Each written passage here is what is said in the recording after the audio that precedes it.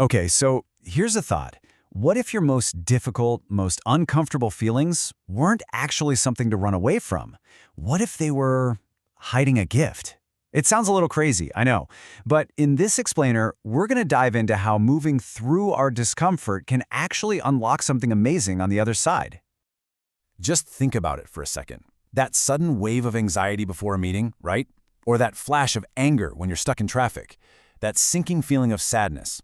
When one of those feelings shows up, what's your first gut-level instinct? What's the very first thing you do? Yeah, for pretty much all of us, the answer is exactly the same. Escape. We want out. Our default programming is to do anything and everything to get away from that feeling as fast as humanly possible. So let's talk about this automatic escape mission for a minute. It's something we all do, a lot of the time without even realizing it. You know, it's basically our brain's old-school survival software trying to protect us from a threat, even when that threat is just a feeling. And I'm willing to bet these tactics look pretty familiar. We immediately grab our phones and start scrolling, right? Just endless distraction. Or maybe we numb the feeling with some comfort food or binge watching a show. We try to just shove it down, telling ourselves to get over it. The goal is always, always the same. Feel better. Instantly. Get rid of the bad feeling right now. But, and this is a big but, what if that automatic escape is actually cheating us out of something really valuable? It's time to talk about a totally different path, one that goes against pretty much every instinct we have. Seriously, what if instead of running for the hills, we just stopped, turned around, and just stayed with the feeling for a second? What if we did the exact opposite of what our brain is screaming at us to do? This is really the choice we have in that moment. On one side, you've got our go-to reaction. Do absolutely everything not to feel the unpleasantness. But on the other side, well, that's the new path. To just give ourselves permission to feel it, even just for a few moments. Now, I can hear you thinking, wait, allow the feeling? Does that mean I'm supposed to just wallow in my sadness and get stuck there forever? And the answer is a huge, emphatic no. This is not about getting stuck. This is about moving through. See, here's the crucial part. This is a process. It has a beginning, a middle, and an end. It's a three-step deal, really.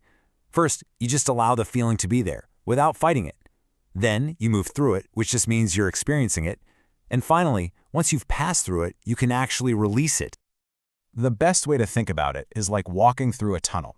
You see the entrance, you acknowledge it's going to be dark for a little bit, but you keep walking because you know there's light on the other side. You don't set up a campsite in the middle of the tunnel, right? The whole point is that this is temporary. It's designed to get you to the other side. Because that other side of the tunnel, well, that's where the magic happens.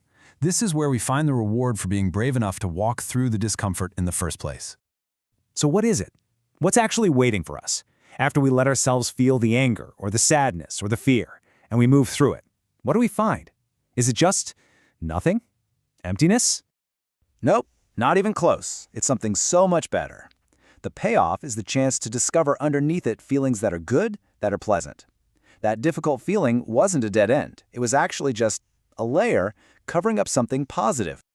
And that is the gift we're talking about. It's the peace, the clarity, the relief, maybe even joy that was just hidden beneath all that surface-level yuck. It could be a new insight you needed about a relationship or the motivation to finally make a change you've been putting off. But here's the catch, and it's a big one. You can only get to it by going through the difficult emotion first. There's no shortcut. Okay, so this all sounds great in theory, but how do we actually make this practical in our day-to-day lives? Well, it starts with a really big shift in our entire perspective on what our feelings are even for. What we're really talking about here is flipping a switch in your brain. We're moving from a place of automatically avoiding discomfort to approaching it with a little bit of curiosity. We stop seeing our unpleasant feelings as these big, scary threats and start seeing them as, well, as gateways, as doorways to something deeper. So when you boil it all down, this is the core idea.